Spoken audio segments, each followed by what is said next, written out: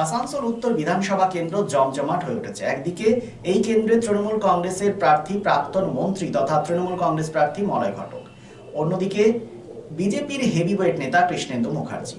দুটি দলই নিজেদের প্রচার ও দেওয়াল লিখন শুরু করে দিয়েছে জোর কদমে। আর এই দেওয়াল লিখনকে কেন্দ্র করেই শুরু হয়েছে বিতর্ক। তৃণমূল কংগ্রেসের দাবি তাদের দেওয়ালে বিজেপি দখল করে নেয় এবং প্রার্থীর নাম লিখতে থাকে। অন্যদিকে বিজেপির বক্তব্য, এই দেওয়াল লেখার জন্য তাদের কাছে বৈধ কাগজও আছে, জমির মালিকের কাছ থেকে তারা অনুমতি নিয়েছেন। কি বলেছেন আসানসোল পৌর নিগমের 52 নম্বর ওয়ার্ডের তৃণমূল কাউন্সিলর মৌসুমী বসু বিষয়টি নিয়ে, প্রথমে সেটা শুনবো।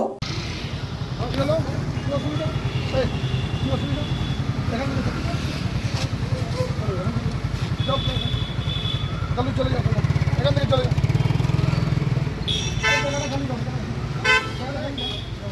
জায়গাটা খালি করুন, জায়গাটা খালি করুন, জায়গাটা খালি করুন, আগে জায়গাটা থেকে চল। জায়গাটা খালি কেন হবে? জায়গাটা এখান থেকে চল, কারণটা বল। বলছি যাই কেন? আরে রোডের মধ্যে দাঁড়িয়ে থাকা না, কেউ না, এখানে ভিড়টা কেন করছি? ওখানে আমাদের অফিস হচ্ছে। হ্যাঁ, সৌজন্য যদি হয় সেই রকমই সৌজন্য, সৌজন্যটা সেই রকমই হবে। আর এখানে কেউ কাউকে তো ডিস্টার্ব করছে না, করছে কি? কেউ তো ডিস্টার্ব করছে না, সবাই চুপচাপ দাঁড়িয়ে আছি আমরা।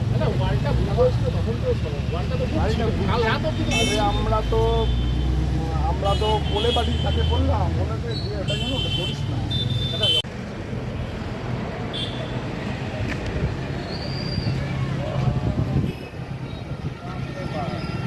How to handle the situation, একটা অফিসার কৃষি পার্টিতে 3-4 বছর ছিল, সে এরকম সমস্যা বলতে কালকে আমাদের ছেলেরা এখানে হোয়াইট ওয়াশ করেছে, দেয়ালটা আমরা বুকিং করেছিলাম। আমরা আগেই দেয়ালটাকে বুকিং করেছিলাম, কিন্তু তারপর আমাদের এখানে বিভিন্ন দেয়ালে আমাদের প্রায় লেখাও কমপ্লিট হয়ে গেছিলো, কিন্তু তা সত্ত্বেও সেখানে রীতিমতো গুটখা খেয়ে পানের পিক ফেলে পুরো দেয়ালগুলোকে নষ্ট করে দেওয়া হয়েছে। অগ্রণীর পুরো এরিয়া আমাদের দেয়ালগুলো নষ্ট করে দিয়েছে। কালকে যখন এই দেয়ালটা আমাদের বুক করা হয়েছিল, ওখানে আমরা টিএমসি লিখেও দিয়েছিলাম। তা সত্ত্বেও আজকে আবার এখানে খবর পেলাম যে এখানে আবার বিজেপির ক্যান্ডিডেটের নাম লেখা হচ্ছে। এটাই হয়ে গেছে আমাদের সমস্যা, যে আমরা বুক করা সত্ত্বেও উনি কি করে পারলেন যে এখানে ওনাদের ক্যান্ডিডেটের নাম লেখাতে। আপনি কি অভিযোগ করেছেন কোথাও? হ্যাঁ, আমি এখানে আমার এখানকার যিনি ক্যান্ডিডেট মলয় ঘটক স্যারকে আমি ওনাকে জানিয়েছি যে এখানে যেহেতু আমরা প্রথম বুকিং করেছিলাম, তা সত্ত্বেও এখানে বিজেপির ক্যান্ডিডেটের নাম লেখা হচ্ছে। তারপরে সে কি দেখলেন যে কেউ নেই?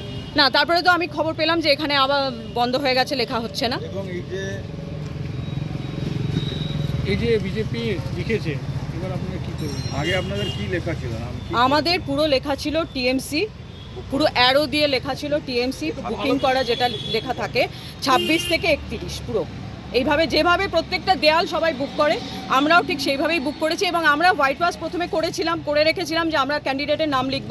তা সত্ত্বেও আবার দেখলাম যে কালকে আবার নতুন করে আমরা হোয়াইট ওয়াশ করেছি যাতে পরিষ্কার ক্লিয়ার করে আমরা লেখাতে পারি। কিন্তু আজকে আমাদের এখানে ক্যান্ডিডেটের নাম লেখানোর ডেটও ফিক্সড হয়ে গেছিলো, দাদা আসারও কথা, একটু পরে এখানে নাম লেখানো হবে।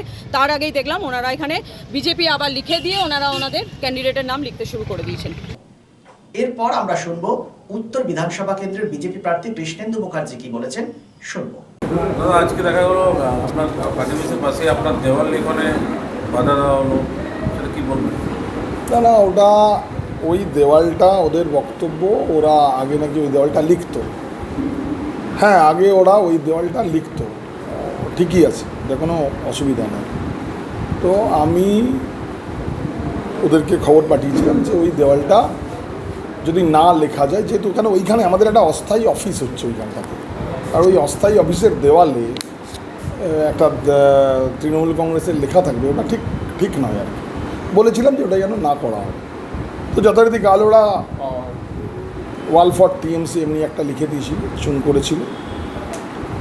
তো আজকে ওই যে জমির মালিক, তার সঙ্গে আমার আমার ঘরের পাশের জমি একটা কোর্টে একটা ডিসপিউট আছে, ওটাতে কোর্টে পেন্ডিং আছে কেস ওই জমির। এবং ওখানে এখন বর্তমানে যে জমির যার কাগজপত্রে যার নাম আছে, স্বর্গীয় অরবিন্দ ভগতের মিসেস, তার কাছ থেকে আমরা ওখানে দেওয়ালটা লেখবার কনসেন্ট নিয়ে এসেছি। এই কনসেন্ট আমরা তার কাছ থেকে নিয়ে এসেছি, ওই দেওয়ালটা আমরা ব্যবহার করবো, এটা অনুমতি আপনারা দেখতে পাবেন।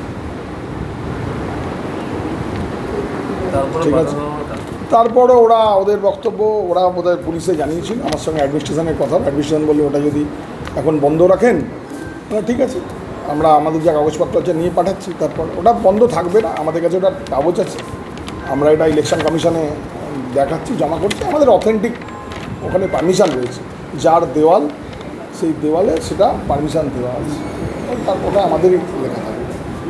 রিকো ইলেকট্রনিক্সের পক্ষ থেকে সকলকে জানাই ক্রিসমাস ও নববর্ষের আন্তরিক শুভেচ্ছা। আজ থেকে শুরু হয়েছে এসি বুকিং স্কিম। এই অফারে আপনি পাচ্ছেন আপনার পছন্দের এয়ার কন্ডিশনার বছরের সবচেয়ে কম দামে, অনলাইনকে হার মানানো মূল্যে ক্রয় আর বুকিং এর ব্যবস্থা, সেই সাথে পুরনো এসি এক্সচেঞ্জের সুবিধা পাবেন। সামারে অতিরিক্ত মূল্যে কেনার ঝুঁকি থেকে সম্পূর্ণ মুক্তি, 20,000 টাকা অব্দি কার্ড ডিসকাউন্ট এবং সমস্ত অ্যাক্সেসরিজে 50% অফ। কেনাকাটা করুন বিশ্বাসের সাথে। 45 বছরের রিকো ইলেকট্রনিক, দত্তবাবুর দোকান, দুর্গা মার্কেট, আসানসোলে, যার কোথাও কোনো শাখা নেই। নিশ্চিত হতে কল করুন 9933056325 এই নম্বরে।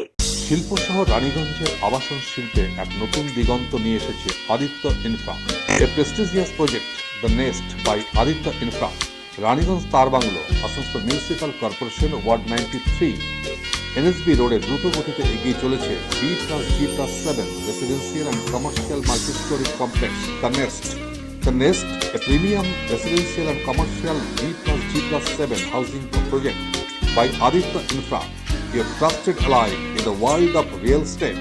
শুধু আসানসোল মিউনিসিপাল কর্পোরেশন 93 নম্বর ওয়ার্ড তার বাংলা অশোকা পেট্রোল পাম্পের পাশে নির্মিত হচ্ছে আপনার স্বপ্নের বাড়ি the nest.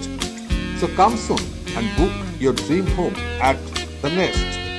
Our site office for booking the Nest, তার bungalow, near Ashoka Petrol Pump, NSB Road, Raniganj.